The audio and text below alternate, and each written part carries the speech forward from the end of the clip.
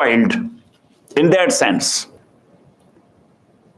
And sometime a domestic one, it turns to wild. Somebody left it, or it ran away to desert or to mountain or jungle. So now whenever it will see the human, it will run away. So you should keep in mind that even though the basic term in fiqh is used domestic and wild,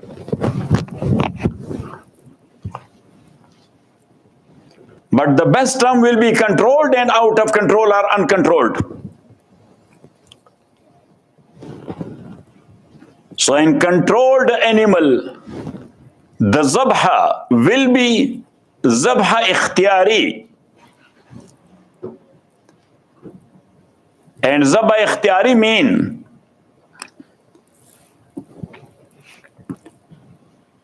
to cut his throat in the name of Allah,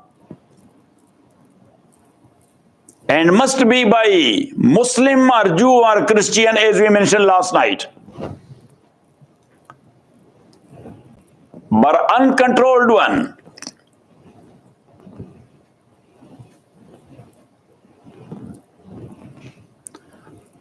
number one,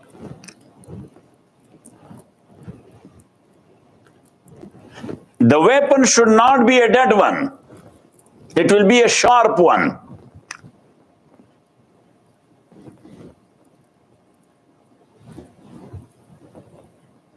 Like a knife, an arrow.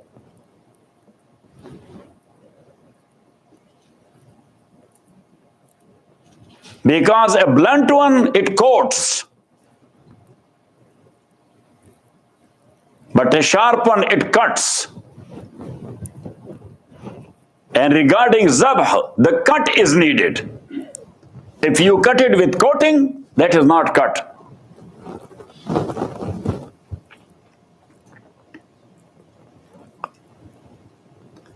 So if you said Bismillah Allahu Akbar on a stone, and then you hit a deer or a rabbit with, and it died, that is not halal. Because the stone is not a sharp weapon. Or you hit with a stick a rabbit or a deer, Bismillah Allahu Akbar, and it died, that is not halal. Yes, if you injured and you caused it to fall on the ground and then you slaughtered, so then after that it became the controlled. But if you shoot an arrow or a sharp knife on a rabbit or deer or whatsoever, and you said Bismillah Allahu Akbar and you hit it, when you approached, it was dead. That is halal. Got it? Whichever part of its body was cut. Got it? But another important issue, then in controlled zabh, the takbir is said for the specific animal. Takbir is said for the specific animal. But in an uncontrolled hit, the takbir is said on weapon. You should write it, then you will think about that. In controlled zabh, the takbir is said on what? The animal, specific animal. But in uncontrolled cut or zabh is tirari. That is on the weapon. So for example, look at me. You pinpointed an animal that was on the ground, another one was on the ground as well, for zabh. But you said that takbir for this animal and then you cut it the other one. That is not halal. Because that is for the specific animal. Got it? But in uncontrolled, yes, a white rabbit, it was running Yes, you targeted that. And you said on your arrow or sakeen or knife, Bismillah Allah Akbar. But suddenly, that went ahead and another brown one came and the arrow hit that one and died. That is halal. Because here the takbir was said on what? On the weapon. Got it?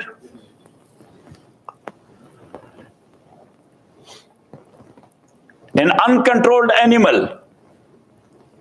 Sometime another way of hunting is adopted. Hunting of birds by eagle and hunting of animals by dog. So then these both need ta'aleem and education, training, not only theory, lab. So you have to train a dog for hunting. When you say that it is trained now, then you should send it. You should send it hungry on a prey, P-R-E-Y, like rabbit or deer or whatever. And the dog hit that and killed it. But he is still in process of training. Theory is done. Classes are done. Now he is in lab. Got it? So 3 times this training should take place. When he was hungry and he didn't eat of that animal anything. So these 3 times animal, that is not halal. Because he was a student. He has not graduated yet. Convocation has not taken place yet. Got it? Now the classes are complete. So now you will issue a certificate to that dog. So next in future, when you are sending it on a prey, so you must say Bismillah Allahu Akbar. That is also a tool-like weapon, because that is hunting and this is hunting. But that is by a weapon and this by a dog. So here also, the takbir is on the dog concerned, not on the prey concerned. So if you sent it on a white rabbit, you sent it on a white rabbit, but later on it hit a brown rabbit. Even though your target at the time of takbir was the white one, so still that is halal because that takbir was on dog. Now 3 times not eating in hungry condition from the prey, that was a process of training. Because nature of dog is greed. What? Greed. Dog is known for greed. When we are talking about someone that is greedy, he says, spade. What do you say? That's a spade. He's a dog. Got it? So greed. So now 3 times when he was hungry and didn't eat, it means that you transformed his nature. And that is the purpose of education, that education transforms the nature or not. Yes, this point you should pick it. Yes, so automatically you will understand that somebody is educated. His nature transformed or not. If he is the same khar, so what you will do with? Just that he is a triple PhD. So what you are doing with PhD? Just put all 3 in his cone. Yes. Because he has not become a human. Got it? But regarding eagle, his nature is not greed. His nature is freedom. He doesn't like control. That's why he flies in such an altitude that it is not seen. Yes. When it is coming down to the ground, then you can see it. But when it goes in its own orbit, so that is beyond your approach of sight. That's why we don't see the eagles are flying. Yes or not? They are flying, but we cannot see them. Yes, they are too high. That is their freedom. And that what our Allama, yes, when he is talking about Muslims, so I said that a young Muslim must be an eagle. He may not be a crow. Yes. So by that, he says that crow eating dirt, dirty things, filthy things, greedy. Yes. And an eagle, he has freedom. He has natural freedom. कि नहीं तेरा नशेमन कसर सुल्तानी के गुंबद पर तू शाही है बसेरा कर पहाड़ों की चट्टानों में तू शाही है. So Allama is talking about Shaheen a lot. Got it?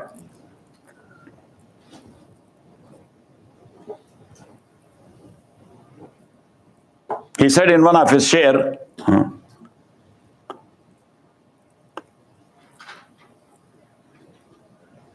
कि फिर इन शाही बच्चों को बालों पर दे, फिर इन शाहीन बच्चों को बालों पर दे, खुदाया आरज़ू मेरी यही है, मेरी नूरी बसीरत आम कर दे. He said, कि oh Allah, give to these eagle babies, referring to Muslim kids, give them baalo par. Yes, so they may fly very high freely. And he said, Khudaya arzu meri yahi hai. Oh Allah, my wish is, mera noori basirat aam kar de. That the light which you have given to me, spread it in Muslims. Got it? So the same training will take place in case of Shaheen or eagle. But the lab, you will send it 3 times. And when it will come back, all 3 times and didn't run away, so it means nature is transformed. So now for the 4th time when you will send it on a bird, pigeon or doe or whatever, with Bismillah Allah Akbar, again, this is a tool of hunting.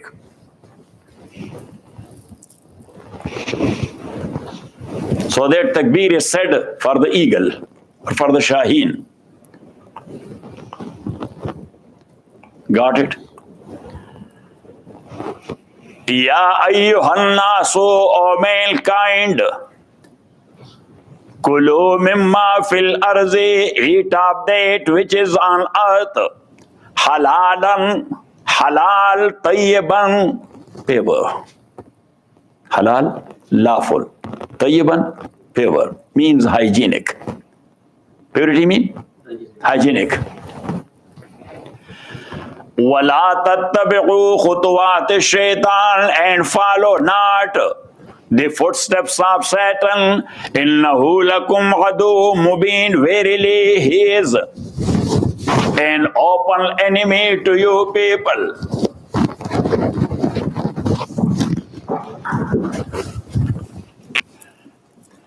إِنَّمَا يَأْمُرُكُمْ, verily he commands you بِالسُّوءِ وَالْفَحْشَاءِ, he commands you only for evil. وَالْفَحْشَاءِ, and for fahsha. So evil is known, and fahsha is such an evil which the evilness is known with the human intellect. The human intellect says that this thing is evil, so it's called fahsha. Like zina or sodomy and this type of thing, these are fahsha. Chasing women, these are fahsha. In love with nudity and nakedness, these are fahsha. Got it? Using bikinis, that is fahsha. So that Satan is yamurukum bisu'i wal fahsha. Innama yamurukum, verily he commands you bisu'i, for evil, wal fahsha, and for sinful acts. وَأَن تَقُولُوا عَلَى اللَّهِ, and he commands you to say about Allah, مَا لَا تَعْلَمُونَ, what you do not know. Say about Allah what you do not know. So it means that you do not know the actual shape of a thing concerned in deen, and you are giving fatwas. Got it? وَإِذَا قِيلَ لَهُمْ, and when it is said to the mushrikeen, اتَّبِعُوا مَا أَنزَلَ اللَّهُ, that follow that which has been, that follow that which Allah subhanahu wa ta'ala has revealed, mean Quran and Sunnah. وَإِذَا قِيلَ لَهُمْ, when it is said to them, اتَّبِعُوا مَا أَنزَلَ اللَّهُ, that follow what Allah has sent down, قَالُوا, they say, بَلْ نَتَّبِعُوا, nay, but we follow, مَا أَلْفَيْنَا عَلَيْهِ آبَاءَنَا, but we shall follow what we found our forefathers following that.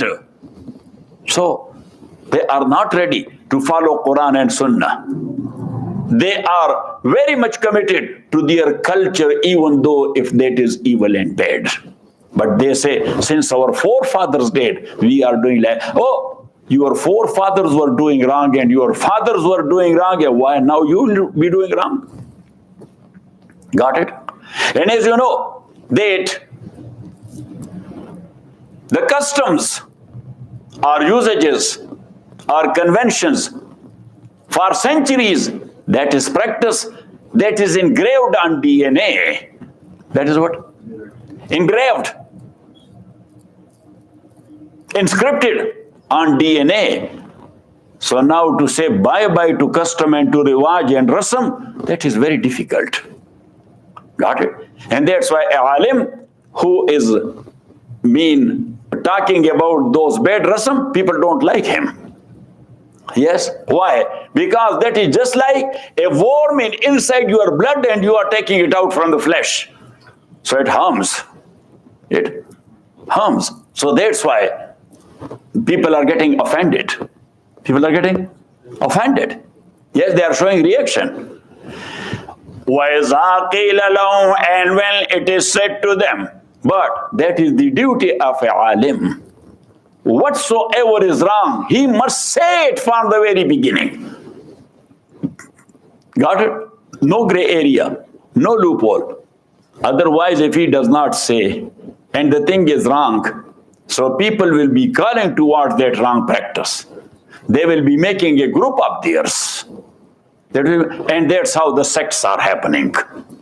Sects are coming into existence because something wrong that has been adopted, that has been or innovated by someone, and nobody was there to condemn it and to say that is wrong. So now if he is not condemned, so he will convey the same thing to others, and the others will join him because Satan is there. So that Satan is working along with him, because that will be according to the whims and desires of people. So people are following deen or following desires? Desires. So he will be making a group and a sect. And that's why a sect will come into existence. That happened to Judaism, and that happened to Hindu Mat, that happened to Sikh Mat, that happened to Christianity, and that happened to Islam as well.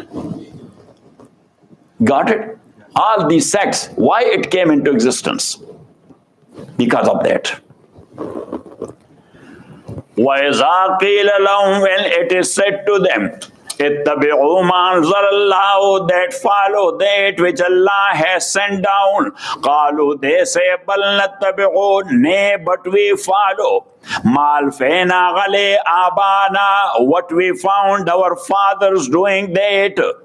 So now Allah says, أَوَلَوْ كَانَ آبَاؤُهُمْ لَا يَعْقِلُونَ شَيْئًا أَوَلَوْ كَانَ آبَاؤُهُمْ, will they follow their fathers even though their fathers لَا يَعْقِلُونَ شَيْئًا, they were not knowing a thing through aql, وَلَا يَعْتَدُونَ, and nor they were guided people. So they did not have the aql, nor they have any base in naql. Means, naql means wahi. There was no base of their doing and their culture in naql, nor they have any reasonable cause for that why we are doing it. Got it? So now here, Allah subhanahu wa ta'ala, He mentioned aql and naql.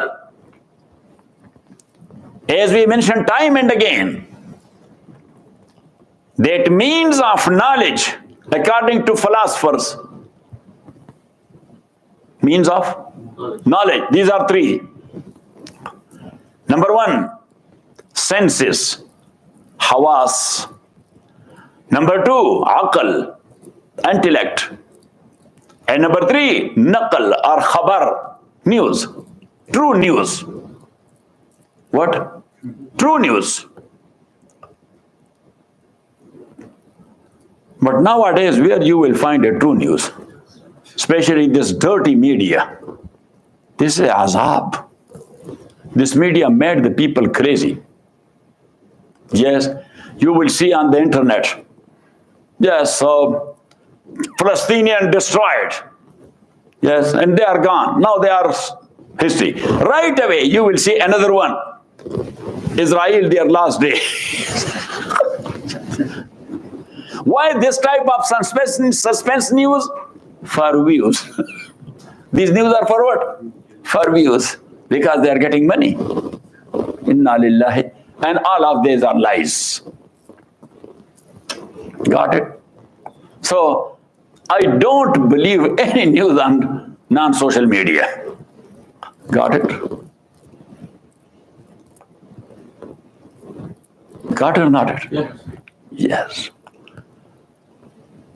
So three means of seeking knowledge: senses, you see, you know; you hear, you know; you smell, you know; you taste, you know; you touch, you know. These are senses. Number two, aql. You are using your aql and knowing things with aql.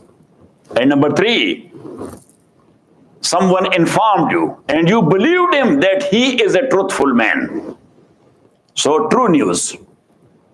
Al-Khabar al-Sadiq. What? Al-Khabar al-Sadiq. Now to us the Muslims, the only Al-Khabar al-Sadiq regarding deen are the only Mukhbir Sadiq, the one who gave us the true news, only true news. That is wahi. That is what? That is wahi. So for us there are three means of knowledge: senses, aql and wahi. Got it?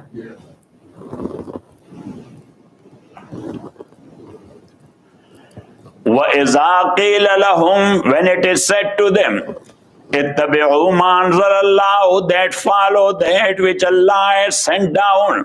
قَالُوا, they say, بَلْ نَتَّبِعُوا, but we follow مَا أَلْفَيْنَا عَلَيْهِ آبَانَا, that which we found our forefathers doing it. أَوَلَوْ كَانَ آبَاؤُهُمْ, so will their forefather, أَوَلَوْ كَانَ آبَاؤُهُمْ لَا يَعْقِلُونَ شَيْئًا وَلَا يَهْتَدُونَ.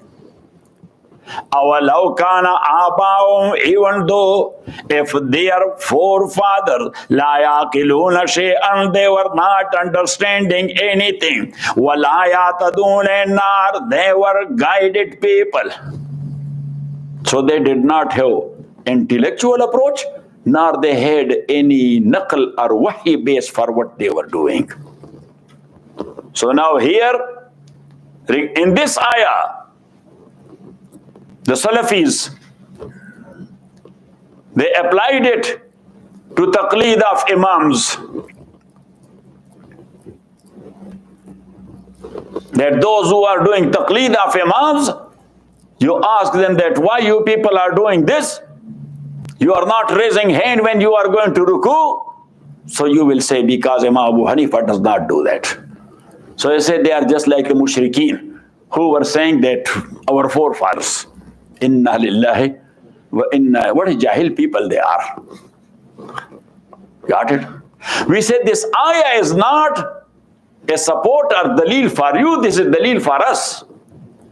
Why? Because Allah subhanahu wa ta'ala did not condemn the taqleed. He condemned the taqleed of someone who does not have aql or naql. Got it? So, but as a mafhum mukhalif, the other opposite side, that one who has aql and naql both, so Allah says, follow him.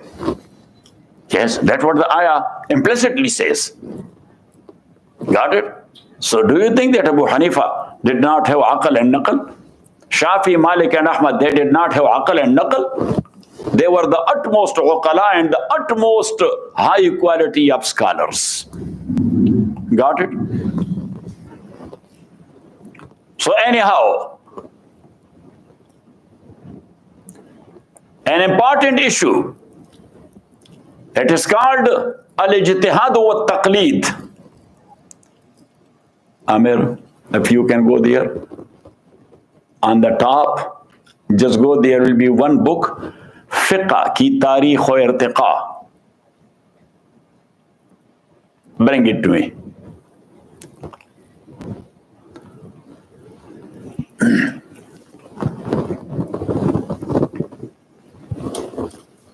You should go.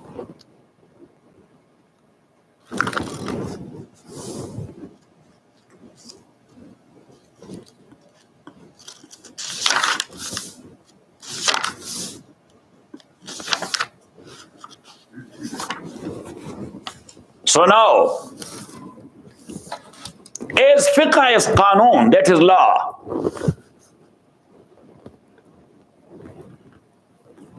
And laws are of two types in the whole world. One is called revealed law.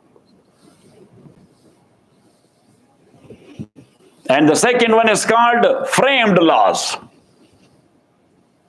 or man-made laws. So man-made laws, it has two sources,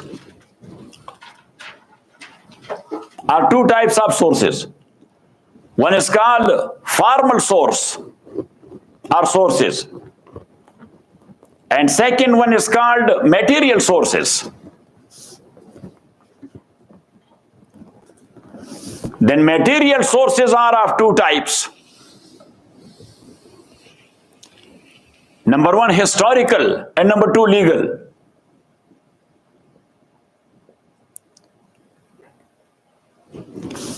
Then historical sources are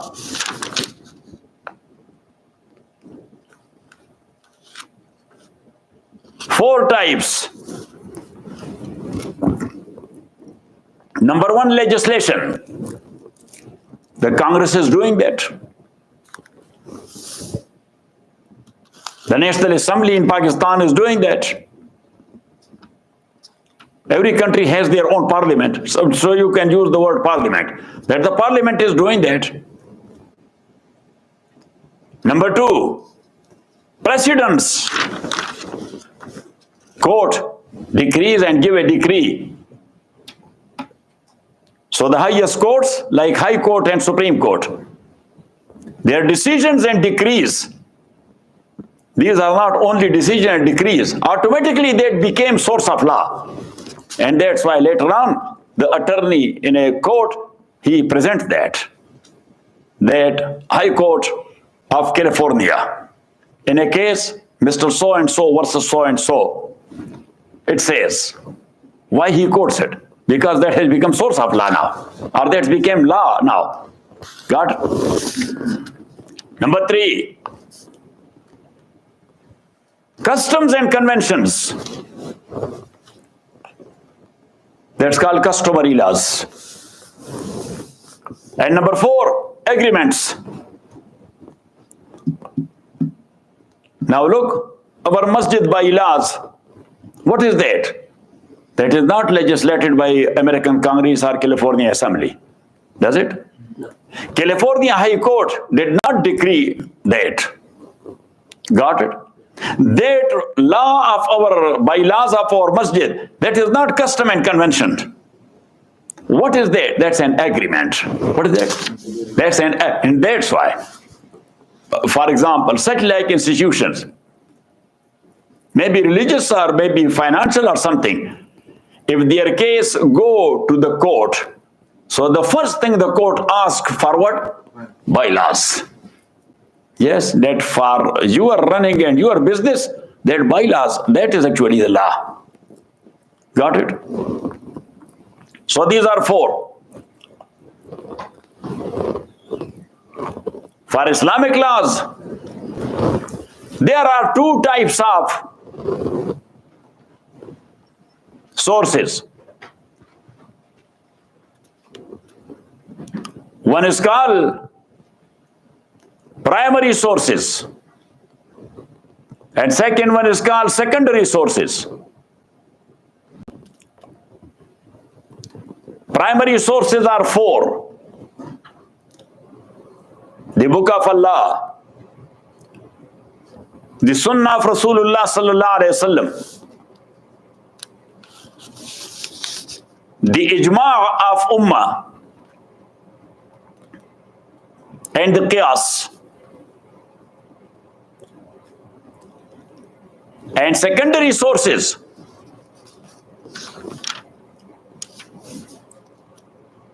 Asar al-Sahaba, what the Sahaba said or did. Number two, customs. If it do not go against Sharia, Quran and Sunnah or Ijma. So now keep in mind, look at me. Certain things are taking place here in America, and we are getting confused. Islamically, that is allowed or not. So first, you have to find out, they are doing it as their religion or they are doing it as a custom and culture. So as a religion, so their religion is different and our religion is different. We must not do that. But if they are doing it as a culture, so then you should look into, does it go against our deen and our sharia? So if it goes against deen and sharia, yes, you must not do that. And if it does not go, so go, I don't enjoy. Got it? So customs and conventions. That is number two.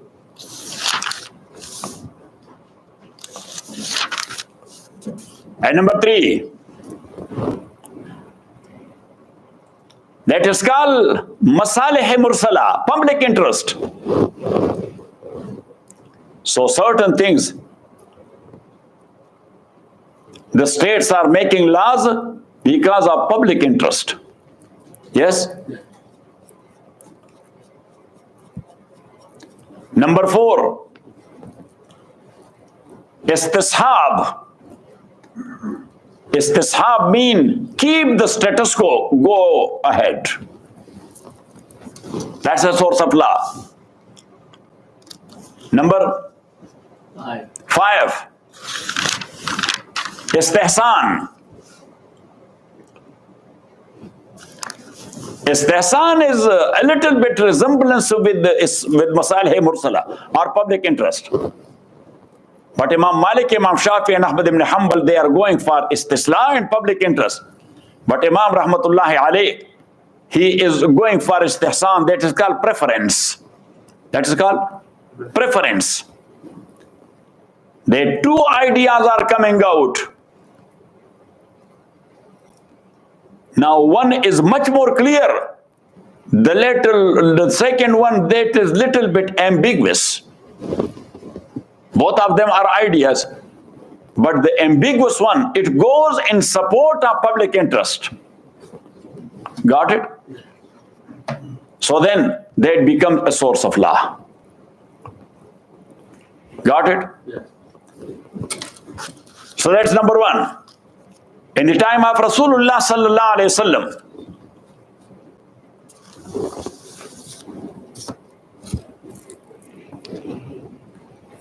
whether Rasulullah sallallahu alaihi wasallam was doing ijtihad and deduction,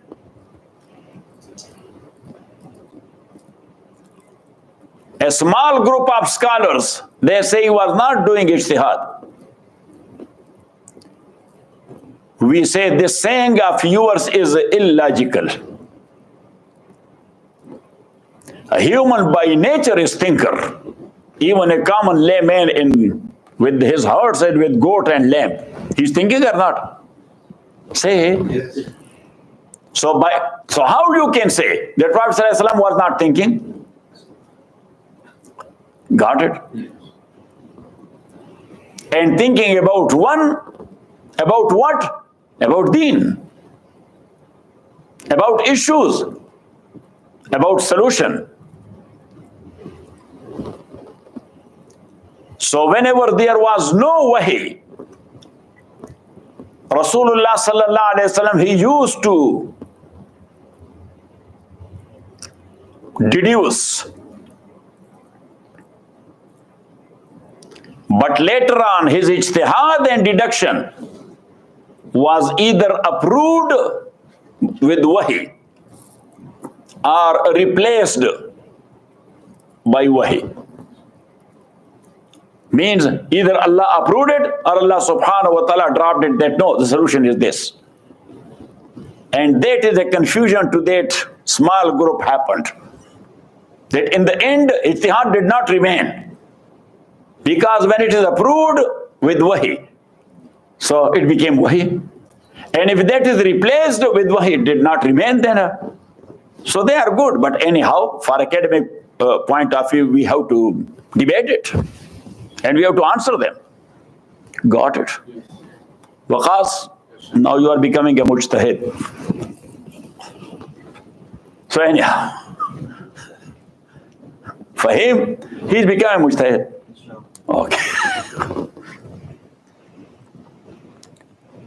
So now, whether Sahaba in the time of Rasulullah sallallahu alaihi wasallam were doing ijtihad or they were not, that's another question. So mostly if they were close to Rasulullah sallallahu alaihi wasallam and something happened to them which needed a solution, so right away they used to rush to Rasulullah sallallahu alaihi wasallam and ask him. But when they were not close to Rasulullah sallallahu alaihi wasallam, they were somewhere. And the issue concern was in immediate need of a solution. Then they used to do ijtihad. And Rasulullah sallallahu alaihi wasallam later on, either he was approving their ijtihad or he was replacing it with his own words. That no, next time it should be like this. Like as Sayyidina Umar says, radiyallahu ta'ala, that we were learning deen from Rasulullah sallallahu alayhi wasallam. So we were taking the herds to the mountains on turns. That today Mr. So-and-so, he will take all the herds of Sahaba, and Sahaba will be sitting with Rasulullah sallallahu alayhi wasallam, they will learn deen. And when at afternoon time, when they were coming back, so they were learning what they learned there from Rasulullah sallallahu alaihi wasallam, they were learning from those Sahaba. That what issue today was said by Rasulullah sallallahu alaihi wasallam. That was their case. So Sayyidina Umar said that me and Ammar, it was our turn. At midday, we were doing Qailullah, taking rest under the trees. Coincidence that both of us, we had a wet dream. When we woke up, Zohar prayer time, but in that place there is no water available to do ghusl and then to pray. To do ghusl and then to pray. So I asked Ammar and he asked me. I said, I don't know what to be done. Because if water is not there, so what can we do? So he said that even though we know tayammum as a substitute of wudu, but we didn't know tayammum as substitute for ghusl. Got it? So Sayyidina Umar radhiyallahu ta'ala, he did his own ijtihad that I'm not going to pray. I will make qada later on. And I will take shower, then I will make qada. And Ammar ibn Yasir, he deduced himself. So he went down to a dry river like Los Angeles River. Yes, full of dirt and, yes, got it? So he applied his mind that, look at me, for wudu, tayammum, nawaytu an atayammum li-raf' al-hadas wa li-istib'ad as-salah. Face, done. But that is for wudu. So he applied his mind that for ghusl will be the whole body. So he took up his dress, yes, and he laid down on the ground and he said, nawaytu an atayammum lis-salati wa li-raf' al-janabati.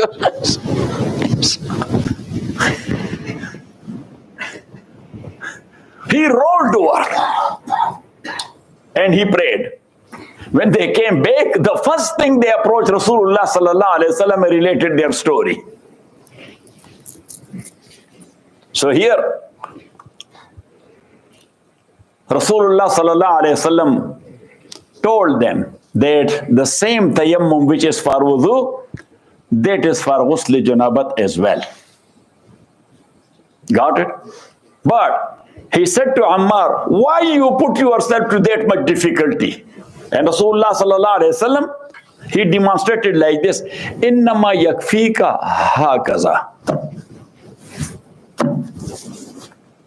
He didn't do like this.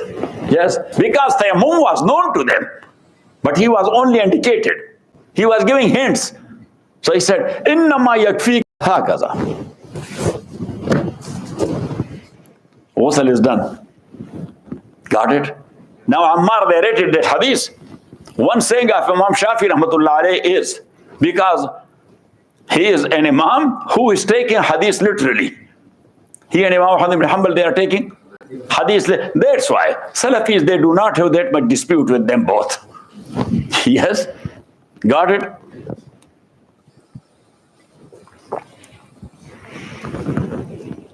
So one saying of Imam Shafi is that for ghusl janabat, tayammum, nawaytu an atayammum li-raf' al-hadas aw li-raf' al-janabah wa li-istibāhat as-salah. Like this. Imam Shafi also, he said that Imam Abu Hanifa rahmatullah alayhi said it does not make sense. Yes, for taharat khafifa, yes, for light taharat, you are doing it. And for that heavy taharat, only this. So Imam Shafi says that Rasulullah sallallahu alaihi wasallam did like this. He said he was giving hints only. He was giving hints only. That tayammum was already known to him. Got it? Yes. Or not it? So it means that Sahaba were making their deductions.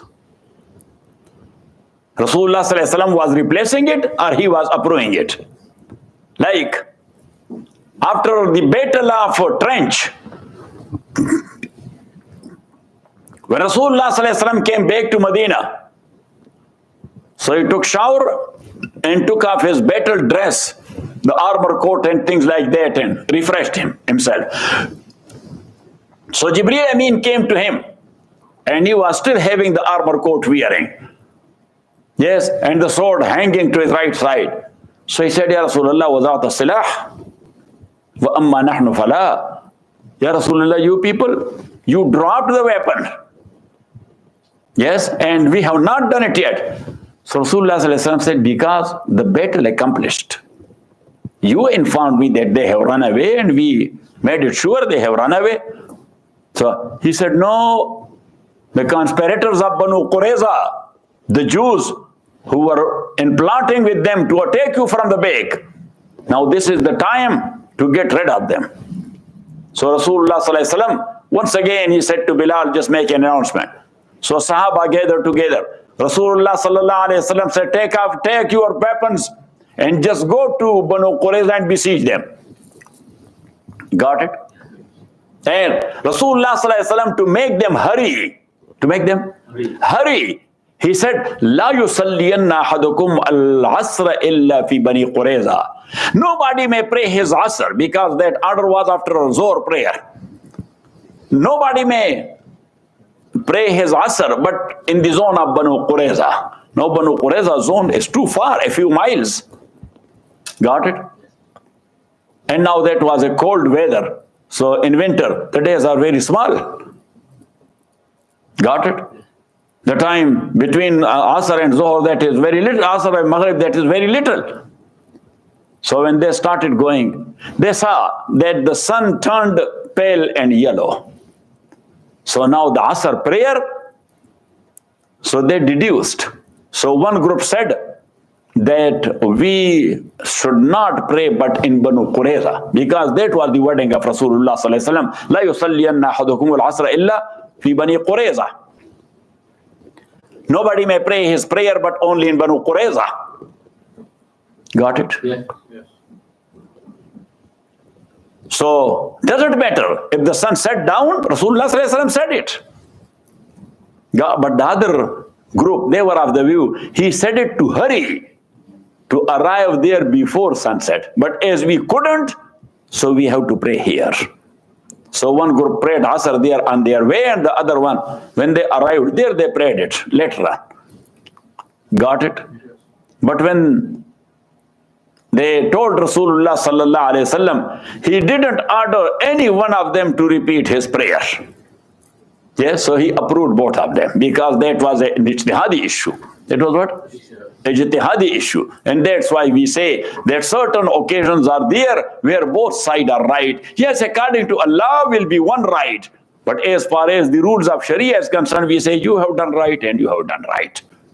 Got it? Because the issue is ijtihadi. Yes, and that's why. Regarding these Imams, rahimahumullah, in issues, they have difference of opinion. So can we say that Imam Shafi said wrong? Or Imam Ahmad ibn Hanbal said wrong? The only thing is that what Imam Abu Hanifa said, that is as-sah, the very much right. Yes, and what Imam Shafi said, that is right. Yes, good, better, best. What? Good, better, best. And that's why, sometime, if the best we cannot do, so then we go for good or for better. And that's why a mufti, sometime he is giving fatwa based on the call of Imam Shafi or Imam Ahmad ibn Hanbal, rahimahumullah. Got it? Yes. Or not it? Yes. For example, that nowadays only in villages will be the water wells. So in water well, for example, a rat died, or a chicken died, or any other animal died. So it means the water is filthy. Got it? Yes. So the people in masjid, they made wuzu from that well, and they performed their prayer. They performed their prayer. So now the case is that they must check the animal concerned, that is rotten there or not only dead. So if that is dead, so nobody knows when it fell down there or fell down there. So they have to repeat the prayers of only one day, 5 prayers. Got it? When they found it, for example, at Asr time, they found it. So means they should repeat that Asr, that Zuhr, that Fajr, and yesterday Isha and Maghrib. 5 prayers anyway. Got it? But if that is rotten, yes, cut it in pieces, decomposed, so it means that is for 3 days and night. So Imam Abu Hanifa says then they have to repeat the prayers of 3 days and night. How many? 3 days and night. Got it? Even though Imam Muhammad and Imam Abu Yusuf, rahimahumullah, they say, yes, animal is dead, rotten or not rotten, and cut in pieces or not, only 1 day is enough. So to make the issue easy for people, yes, so we tell them, yes, 5 prayers you should repeat. Got it? Or not it? But if that is the case of a masjid, which is alongside a freeway, where the people are coming, they are making wuzu and they are praying there. They are not locals, they are travelers. So what you will do? Yes, you will go to Fox 11 or to CNN. Yes, make announcement on such and such day. Whosoever they made their wuzu in masjid so and so, and so means that they should repeat the prayers of 3 days and night. Does it make sense? So Imam Shafi Rahmatullah Alayhi says, when it is found only that prayer, or even if that is a roadside masjid, not that prayer, that is done for those who are travelers. Local, they should pray only that one prayer. So to make it easy regarding such masjid, we say, you just tell the local to pray that prayer, not before that. Yes, and as far as the traveler, their prayer is done. Their prayer is done. Got it? May Allah bless all these imams. May Allah give them darajat aliyah. Because case is not that. The case is that Salafis, they do not know all these things. Do they know their details? They can analyze it. The way these imams did it, rahimahumullah. You are also 50% Salafi. Okay. What about Abu Hassan? He's in the middle. Okay. his other brother, what? Tasin. Yes. So, his father was standing there. His father was standing there in Fatiha, and Tasin was telling me that, Shaykh, I am Hanafi, and my father, he is Salafi la mazhabi. Allah Akbar, say khabees hota you look.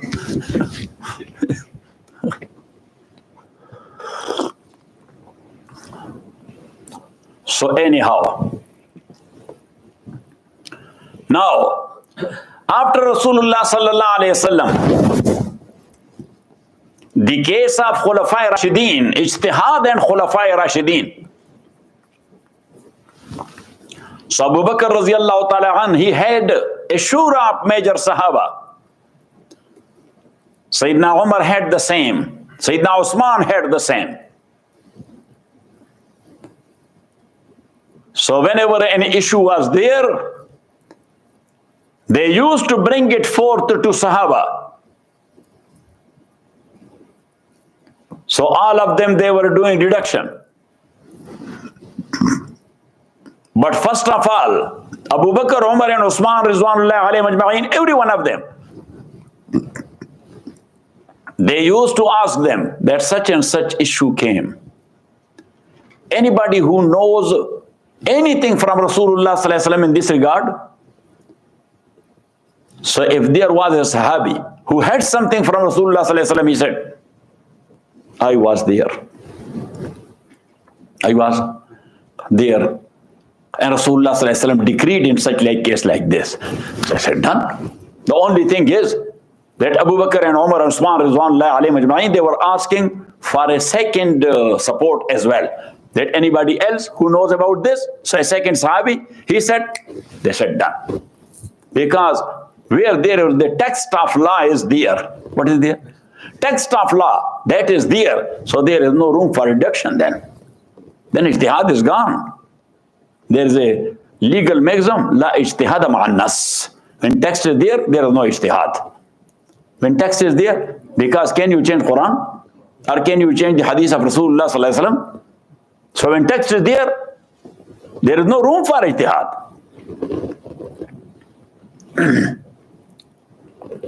Got it? And sometimes the case was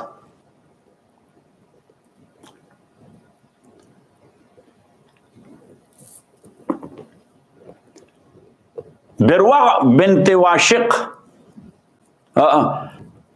Yes. Her husband passed away. She was in his nikah. She was in his nikah. But yet, the rukhsati had not taken place. Yes, only they were in shape of fiancés. In shape of fiancé, but based on nikah. But now, the marriage was not consummated. Got it? And the husband died. So now the case was there of mahar. Because if the marriage is not consummated and somebody divorced his wife, So she is eligible for 50% of dower, not 100%. That is, yes, very much easy, mentioned in the Quran. But if he died, so then what?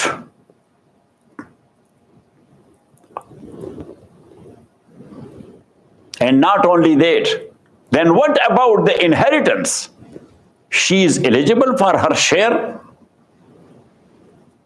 Because nikah is done. Relation is based upon what? Nikah. Not upon meeting. So the case came to Abdullah ibn Mas'ud radiyallahu ta'ala anhu. So he decreed for the woman her due share in inheritance. Got it? That she is entitled for her due share in inheritance. Got it? Yeah. And he says, Haza minni. That what I see. فَإِنْ كَانَ صَوَابًا. If that is right, فَمِنَ اللَّهِ. That's the tawfiq of Allah. وَإِنْ كَانَ خَطَأً فَمِنِّي. And if that is wrong, so that should be attributed to me. Because this is my ijtihad. This is my ijtihad. When he expressed it, so one Sahabi, Maqil ibn Sanan al-Ashja'i, radiyallahu ta'ala an, he was sitting there. And he said that, Ibn Abd, I was the Rasulullah. In such like case, he decreed as you decreed. He decreed. So Abdullah ibn Mas'ud, Alhamdulillah, Ya Allah. How you guided me. Got it? So that's why very rarely Sahaba had differences in the time of these three khulafa. But as these three khulafa,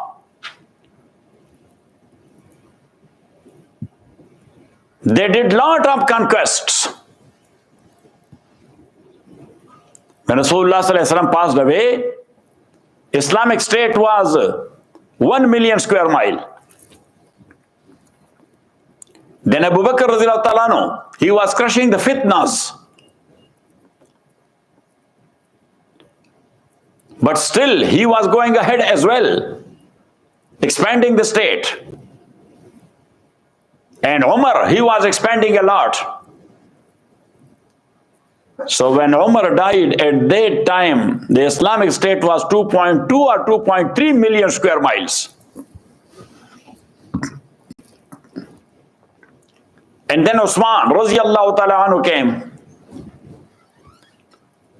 So in first 6 years of his Khilafat, he was going like a wind in all four directions. Towards Africa, towards Rome, towards East.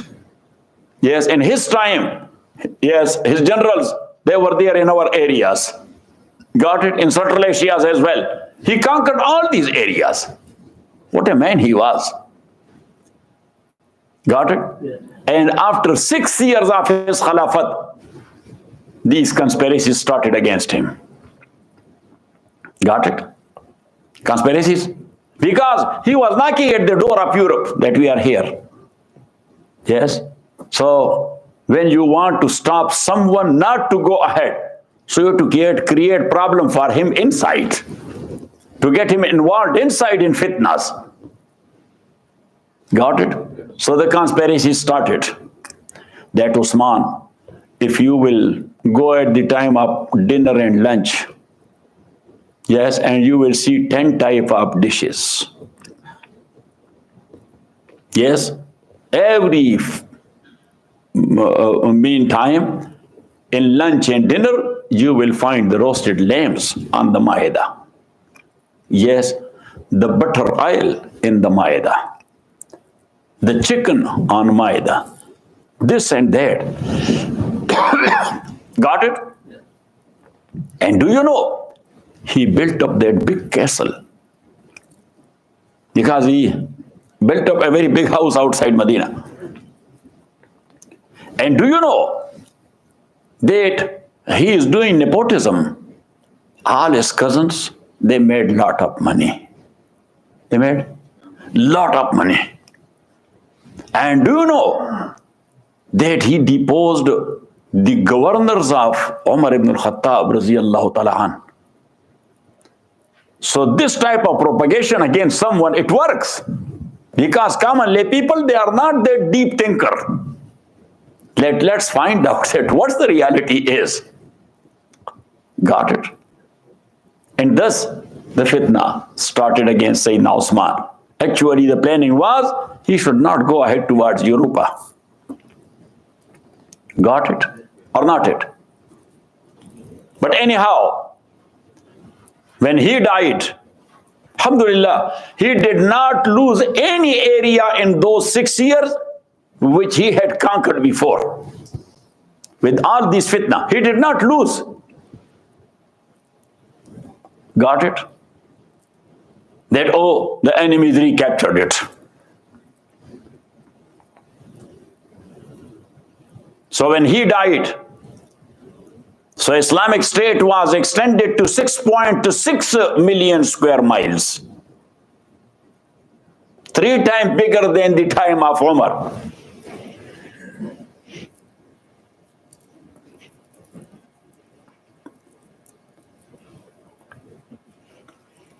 When Ali Raziyallahu Ta'ala became Khalifa, so he addressed the people that state extended too much. Medina is no more the center of state or country. Capital should be somewhere which is at least considered a type of in middle. So he said that I thought that we should transfer the capital from Medina to Kufa. From Medina to Kufa. Because the Persian Empire, it was almost gone. But still, the Roman, they had powers. So he said that Kufa should be the capital, so we can counter the Romans easily. Some Sahaba, Ridwanullah alayhim ajma'in, they deferred the opinion. And they said, Amir al-Mu'mineen, we should be stick to the city of Rasulullah sallallahu alaihi wasallam, the barakah will be there. That was their approach. But Ali Raziyallahu Ta'ala said that is okay. But politically, as I am thinking as a Khalifa, that the capital should be in the approach of people and should be in such a place where from we can counter the conspiracies. Got it? So anyhow, he thought that these Sahaba are too much in love with Medina. They don't want to go with me. That's why they differ. So he gave all of them a free will. Those who want to join me to migrate to Kufa, they can. Those who want to stay here, they can do it. Those who want to go to Mecca and settle there, that's also okay.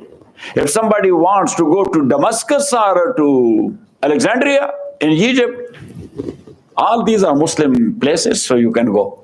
So Sahaba spread it in different directions.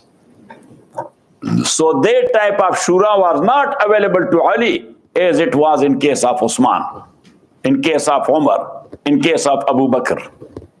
And as all of them, they were ulama of Quran and Sunnah. Direct students of Rasulullah sallallahu alayhi wasallam, having aql and naql both, and having the deduction power as well.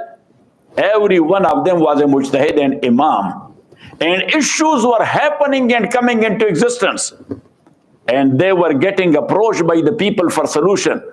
And they were giving their opinion. So as you know, that not only aql and naql, but the situation concerned also works in deduction. Yes or not? Yeah. Because imam is looking at two things. What aql says, what naql says, and what the situation we are living therein. And then he deduces. So that's why lot of opinions came into existence regarding different issues. The topic is still a bigger one, so we will, inshallah. Wa sallallahu ta'ala ala khairi khalqi Muhammadin wa alihi wa ashabihi ajma'in.